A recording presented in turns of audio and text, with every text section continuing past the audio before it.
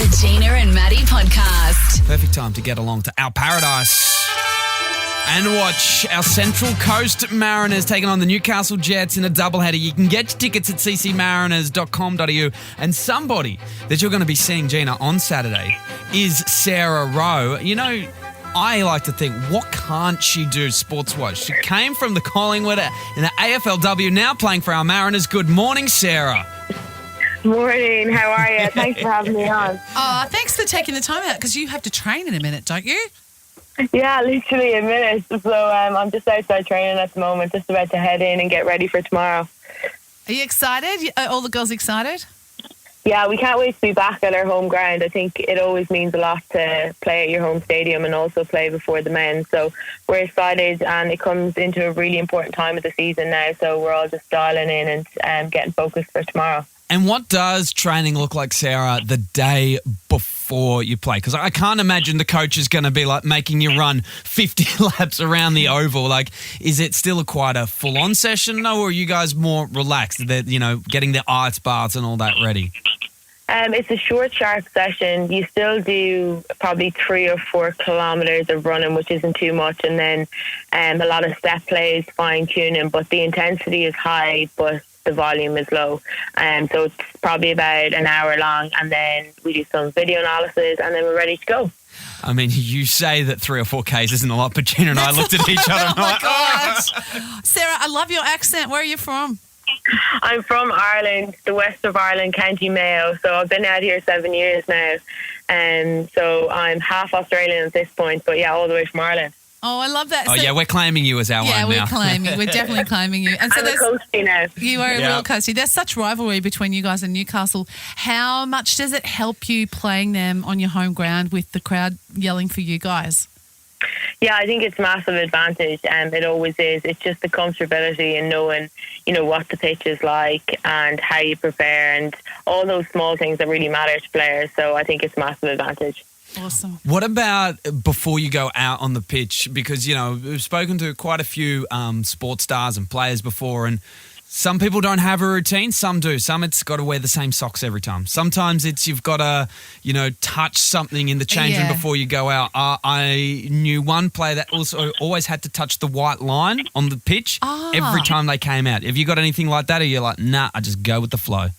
I used to, I think, as a kid growing up, and I realised quickly that I couldn't control the things I wanted to control, and I had to figure out ways to prepare during the week that I would have really good habits during the week so that they'd all add up and accumulate onto game day. So that's kind of the way I look at it now and go, if anything goes wrong on game day, it doesn't faze me at all. But prior to that, when I was a kid, for sure, I used to have all these little hair bobbles that I needed to wear, boots to wear, tie them, all those things. But yeah, you change, you grow up over time. And Sarah, Adam just said right before you came on that it could possibly rain tomorrow. Do you love playing in the rain, or does it change the game, or are you hoping it doesn't rain, hoping it does rain? What does that do to the game? Well, it depends on what way you look at it, I suppose. Coming from AFLW and a physical sport, the rain probably suits a defender. But I personally rather a dry day, but I don't think it changes it too much. I think tactically you just prepare the same way every time. I remember my son Jackie, who's now 22, played soccer when he was little, and they used to love it so much when it rained because they'd love to slide and get really muddy. Slide tackles. Yeah. Hey, you were saying you came from the AFLW, and obviously you did come from Ireland. How do you get coming, I guess, from a country where the AFL is not a thing to playing it here in Australia? Yeah, I got there from playing Gaelic football, which is probably the most similar sport to AFLW. It's with a round ball though, and there's no contact. So it was through that I got the opportunity, and obviously I had to learn the sport, which is a massive challenge in itself. And same as the transition between AFLW back to soccer, there is a bit of a grind and a process with that, because you're out of touch with the game for a couple of months, or in this case with soccer for me, it's been 2 years since I played my last game. So there's a lot of time with the transition that you really need to try adapt and be really consistent and persistent with your habits. And like I said at the start, is there any ball sport you can't do? Because, I mean, look at you. Playing for the Mariners, you played in the AFLW. I mean, are you just one of those incredibly gifted people that we give you a ball and you're just amazing with it?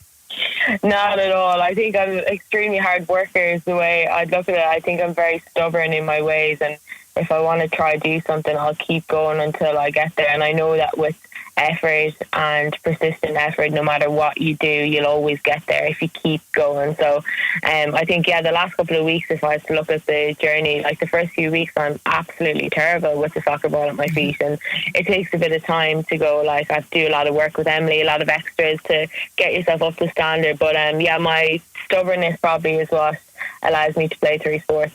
Sarah, before you go on, we know you've got to get to training.